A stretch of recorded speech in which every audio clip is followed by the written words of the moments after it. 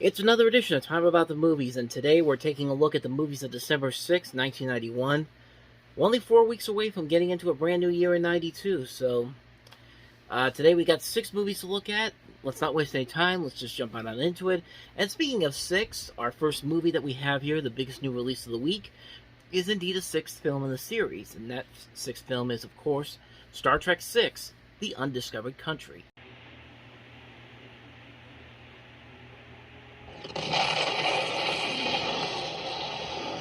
The Klingon Empire has 50 years of life left in it. To offer Klingons a safe haven within Federation space is suicide.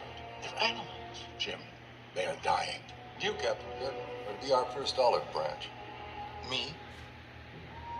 The galaxy stands at a crossroads. This is the Starship Enterprise. We've been ordered to escort you to your meeting on Earth. Guess who's coming to dinner? I have so wanted to meet you, Captain. One warrior to another. Right. On the verge of peace. The Undiscovered Country. The future. On the brink of war. We come in peace, and you blatantly defy that. We haven't fired. According to our databanks we have, I shall blow you out of the stars. Now, the crew of the Starship Enterprise Will not be the instigators of full-scale war on the eve of universal peace. They're coming about. Battle stations. fights not to win battles, Incoming. Signal our surrender. Captain? We surrender. but to end them forever.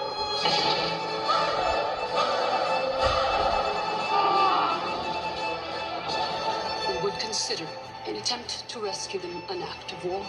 There will never be a better time. This is Captain Sulu, USS Excelsior. We stand ready to assist you. This is fun. You do prefer it this way, as it was meant to be. Warrior to warrior. You cannot take much more of this. Cry havoc! Shield! And let's slip the dogs of war. Fire! Star Trek VI, The Undiscovered Country. So after everything that had happened before with Star Trek V, The Final Frontier being both a critical and financial failure, there was a lot of intentions to make this next film a prequel, with younger actors portraying the crew of the Enterprise while attending Starfleet Academy, and of course J.J. Abrams would do something very similar to that later on down the road with the Kelvin trilogy, the 2009 Star Trek film, which is still, you know, I recently talked about this because the news came out recently that Matt Shankman, who was going to direct Star Trek IV, has now been attached to direct Fantastic Four, so he's dropping out of that movie.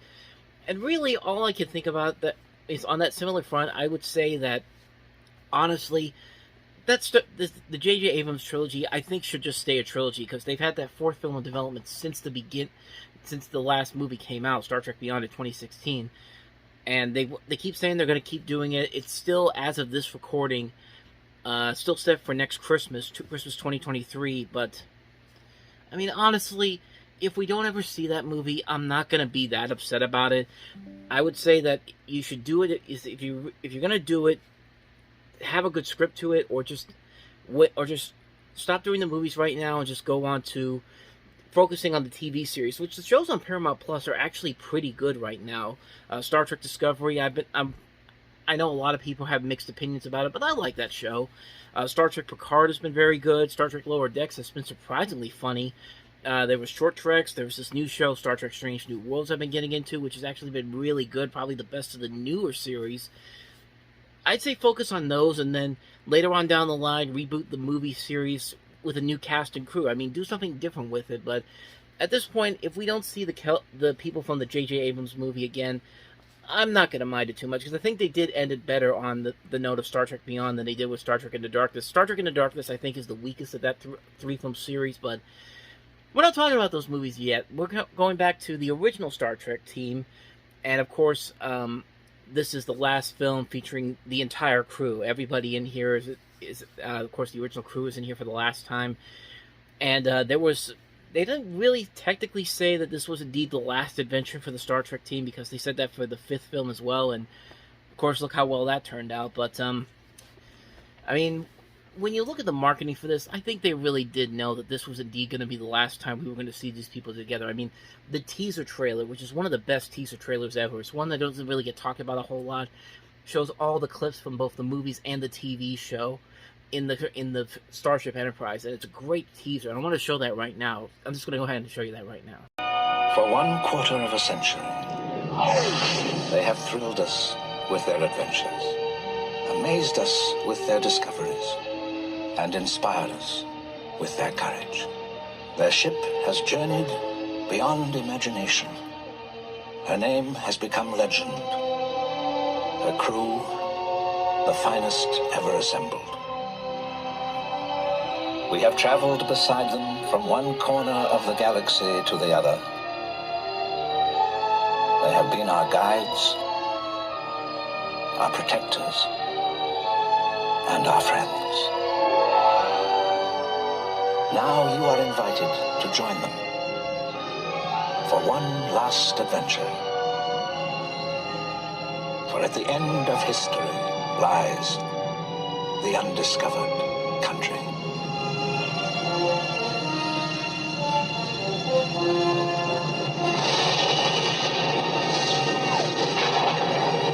Star Trek VI, The Undiscovered Country. I mean, such a great trailer, and I mean, just by that alone, I think they really knew that this was indeed going to be the end of the original Star Trek series, and they did want to go on a high note, and you could tell because who'd they get to direct this movie? Nicholas Meyer, who also did Star Trek II, The Wrath of Khan, which at the time was considered the best Star Trek movie ever, and it still is the best Star Trek movie ever. But, yeah, you bring him back in here, and you know that he's going to put his heart and soul into this to make a damn good movie, and, yeah, it's a damn good movie. I'll give it this, it's much darker, it's much more deeper and more dramatic than some of the other movies in the series, and it actually does work because we know that this is going to probably be the last time we see all these people together in one movie, which it ended up becoming, and I like a lot of the ideas, I like a lot of the ways that they bring in contemporary spins on contemporary events of like the Cold War had just ended at that point. And in fact, Leonard Nimoy made the suggestion on the script about what would happen if the wall would come down in space, the Berlin Wall being the wall in this case. But it's a very interesting decision, and it does work very well. Everybody here is committed to this, to giving one last great performance. I mean, William Shatner gives probably his best performance in these movies, in this particular film. I think he does a very good job here. He's very conflicted, of course, because of what happened in The Wrath of Khan. Not The Wrath of Khan. What was the next one after that? Search for Spock, where his son is dead because of the Klingons, and of course now he has to help the Klingons, and he's conflicted because he knows he has to do his job, but he's also trying to keep this prejudice that he's had against them in check. And when something happens, when they're accused of starting a war with the Klingons, and his prejudice comes back to hurt him, it's very intriguing, and something that really is one of the strongest elements of the movie. The cast does a great job once again coming back together. That charisma is still there, and even for as dark and dramatic as it goes, it never feels forced. It never feels like everybody's just doing this because they're obligated to. They're just doing it because they have good material to work with here, and it does work very well. I love the visuals in this movie too. The sets in this are incredible to look at. I love the way that it also kind of combined sets that were originally used for Next Generation and used them here for the more darker and dramatic situations. There's even a cameo by Michael Dorn's character of Worf, who is in this movie, he's actually is he the grandfather or the great-grandfather? Let me double check. He's, of course, the character of the grandfather of Worf from Star Trek The Next Generation, and I like the way that they brought him into this as well. What's more interesting about this particular film is that, of course, Gene Roddenberry passed away about 6 weeks before the movie was supposed to come out. It was around October of '91. The film had already finished filming by September, and it's a very interesting situation. This is the last movie that Roddenberry had any involvement in. I don't think he had any involvement with the development of the next film, Star Trek Generations, but I'm pretty sure he did have an idea to bring the Next Generation crew into this next set of movies, which, I don't know, would have been interesting to see what if. I think it would have been interesting after the Next Generation crew's film run had ended if we had gotten to see some of the other characters from the other shows, like, I don't know, Voyager or Deep Space Nine down the road, but I don't know. I thought that would have been a more interesting idea, but like I said, we'll get to those ones when we get to those ones. We're just looking at this one here. You could definitely tell that something like Avengers Endgame, which was another film that was pretty much certain that this was going to be the last time all these different people were going to be involved in there, took a lot from Star Trek 6. Even the whole thing with the signatures for all the actors at the end, in the end credits. Of course, they did that in Avengers Endgame. Star Trek 6 was a fantastic film. I mean, I would honestly say that of the original series, this is the second best film of the six-film series after, of course, The Wrath of Khan, which is a great movie. Well, both of these are great movies, I should say, but I don't hate any of the other Star Trek films that came in the six-film series, except, of course, Final Frontier. But other than that, yeah, this one and Wrath of Khan really are the two best ones of the original crew, at least in my opinion. The Star Trek Motion Picture is an interesting movie, but it's filled with a lot of flaws to it. Search for Spock is kind of an underwhelming sequel, but it's not the worst Star Trek movie they could have done. And Star Trek IV: The Voyage Home is a fun adventure film that appeals not only to the Star Trek fans, but can also appeal to non-fans. And this movie really is a nice swan song for all these people involved in here. It's a nicely made film, visually stunning to look at, some great music by Cliff Edelman, who, along with the tone of the movie, creates a darker score for the film. The visuals are outstanding, the acting is very good, and it's a nice send-off for these characters. It's a nice send-off for all these characters that we've come to know and love. And of course they would reunite again briefly. It's most of them for the Futurama episode that came about 10 years later, but this is the last time we'd see all of them together in one movie, and it just made it very special, especially considering that this was also the 25th anniversary of Star Trek, and you just had so many of these different things happening, including the death of Roddenberry. And it's bittersweet. It's a bittersweet, sweet song. It's a bittersweet, sweet swan song for this original series, and it does make you kind of interested to see what they would do with the Next Generation crew, which was also kind of a mixed bag. But like I said, we'll get into those once we get into starting with Star Trek Generations in about 3 years. But Star Trek VI: The Undiscovered Country is a really great Star Trek movie. It's a great film that wraps the original series up very well.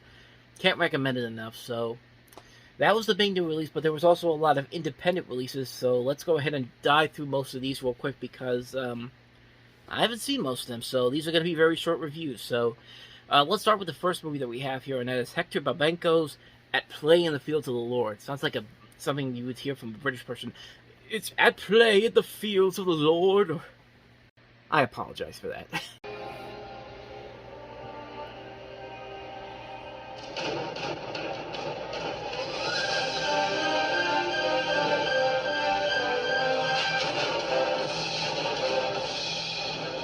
The Aruna are very dangerous. Their chief, he would kill you like that. But attacking them is against the national law, isn't it? You're in the jungle, Martin. There is no law. A fight for land. A battle for souls.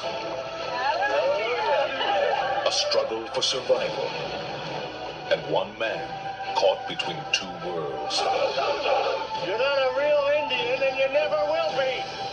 Tom Berenger, John Lithgow, As you control this, you can have that bit. Daryl Hannah, Aidan Quinn, Tom Waits, and Kathy Bates. From the director of Kiss of the Spider Woman and the Academy Award-winning producer of Amadeus comes the long-awaited motion picture based on the acclaimed novel.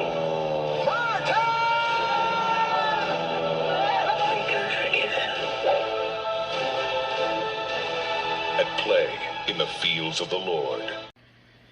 Hector Babenco also is the man who did Kiss of the Spider Woman, as well as Ironweed with Jack Nicholson a couple years ago.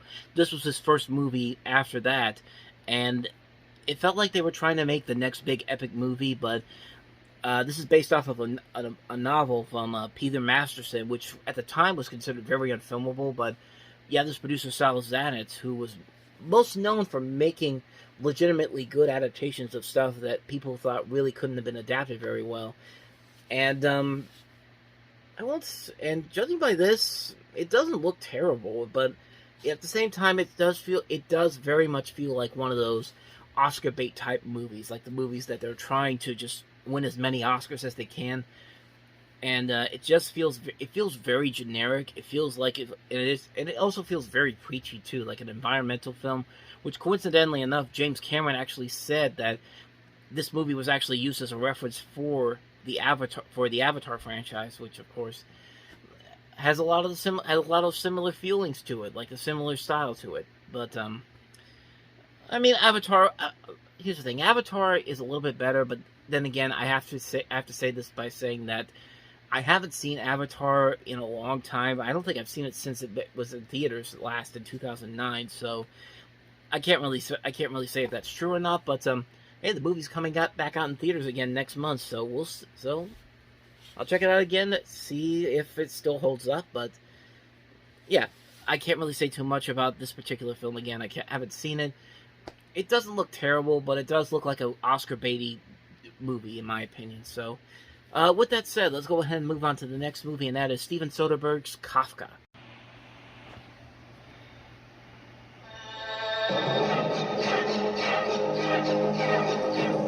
Kafka. Is that your real name? Well, why shouldn't it be? There are people watching. This has been opened. Oh. Shall I reseal it? I understand you fancy yourself as a writer.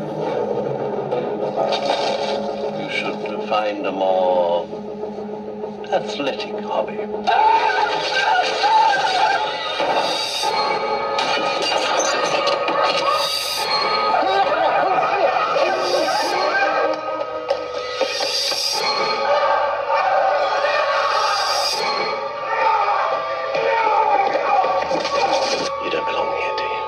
Academy Award winner Jeremy Irons is Kafka. To solve a mystery, he will enter a nightmare. Kafka. Of course, I'm a big fan of Steven Soderbergh's work. This was his first movie that he did after Sex, Lies, and Videotape kind of jump-started his career. But you could definitely tell this is probably one of those passion projects he was so interested in doing, and then it just doesn't quite end up meeting the expectations that they had for it. Has a nice looking trailer though. It's very interesting and very unique and weird. It actually kind of reminded me a little bit of Brazil and what a movie David Cronenberg would make in the same year, Naked Lunch. It just weird, absurd, bizarre, just crazy looking. So like I said, I haven't seen it, but it does look very interesting. It looks very bizarre. It looks very weird. Plus, Jeremy Irons doesn't usually turn in a really bad performance in a movie, unless it's even something that's even a bad movie like Dungeons and Dragons, which is he gives this he gives this way too over the top performance as the bad guy in that one. But we'll get to that one eventually. But as far as this movie goes, it looks like it could be very interesting, but if I do see it, I am going to go with it. My expectations are a little lowered considering the critical reception I've seen for this. And just not expecting something as good as something like Sex, Lies, and Videotape. So that's Kafka for you. So let's go ahead and move on to the next movie, and that is Convicts.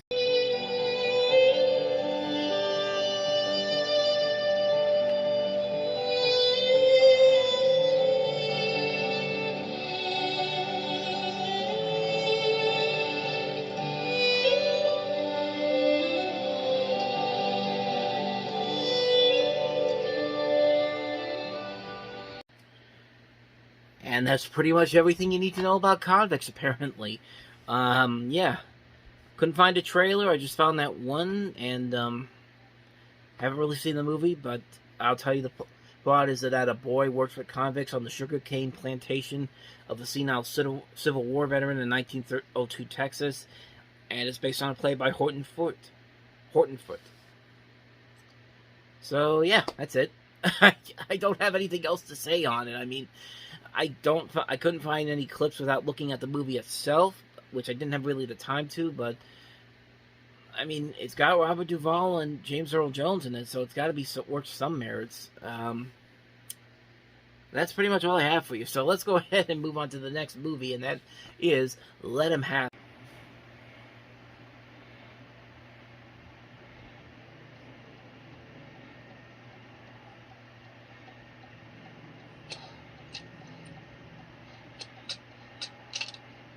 Let him have it, Chris!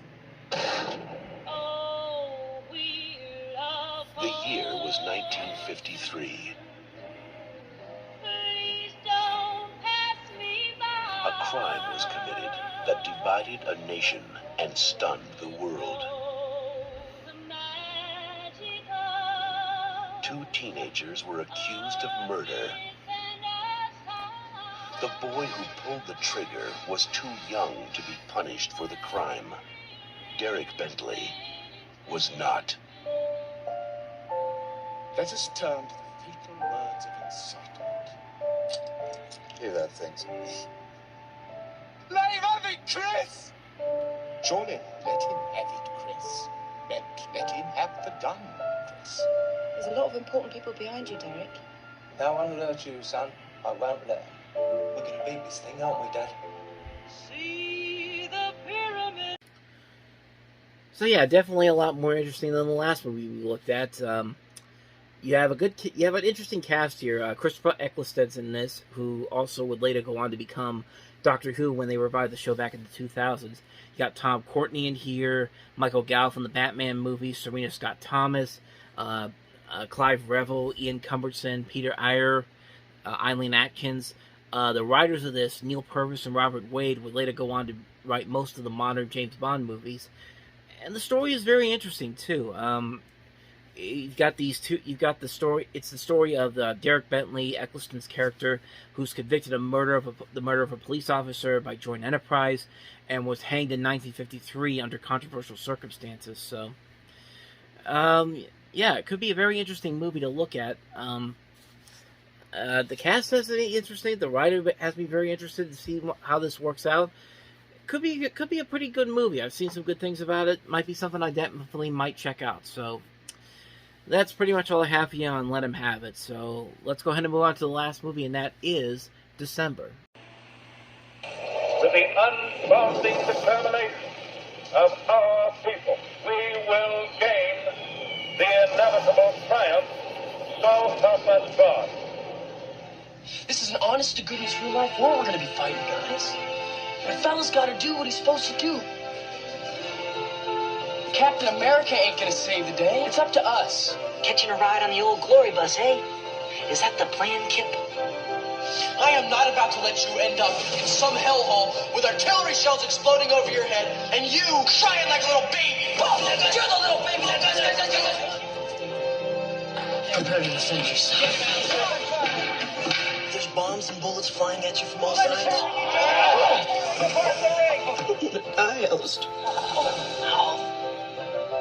You're not going because of some book? This book, it made me see how crazy war is. First they start name calling. I think you're chicken. And then they start shouting. You want to fight? I'll fight you. And then when they can't shout anymore, they start shooting each other. For you, it's just one big swim in the Pacific.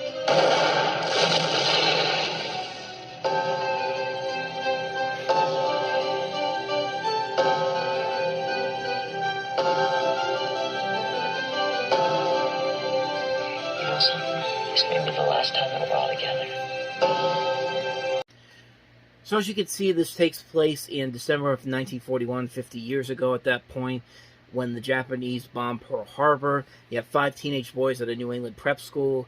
They hear the news of the bombing and realize that their lives are going to change forever. So I guess this is some kind of a coming-of-age movie that takes place in World War II, which is maybe in the right hands. It could be very interesting, but this director, Gabe Torres, I'm not too familiar with his work, so I don't really know how good this movie could be. It's got an interesting cast involved. You got Balthazar Getty, Will Wheaton, Jason London, Brian Krause, Chris Young, Jason London. Oh, I said Jason London. And, I mean, it could be interesting. It could be a very intriguing film, but I don't know. I haven't heard too much about it. There's not even a page for it on Wikipedia, so it's a it has to be some kind of very forgettable movie, and it doesn't even have good reviews on IMDb or on some of the other websites I'm looking at. 56% on Google users, they like the movie, but it's not really a whole lot, so I'm guessing the movie wasn't really all that good, but you never know. Sometimes people can be wrong on these things, so that's really all I gotta say about it. So that's December for you. So with that said, we're wrapping up another edition of Time About the Movies. Big show coming up for the next week. So we got Steven Spielberg's highly anticipated Peter Pan adaptation Hook with Robin Williams, Julia Roberts, Bob Hoskins, Dustin Hoffman as Captain Hook. You've also got Bruce Willis and Damon Wayans in The Last Boy Scout, and you also have Warren Beatty and Annette Bening in Bugsy. So 3 big movies that came out during the holiday season come out this next weekend that we're looking at. So should be a very fun show to look at. So with that said, thank you guys for watching, and as always, if you want to see more videos like this, please check out the next page for the playlist as well as the previous episodes, and I'll see you guys next time for another episode. So thank you for watching. I'll see you guys next time, and until then, as always, take care.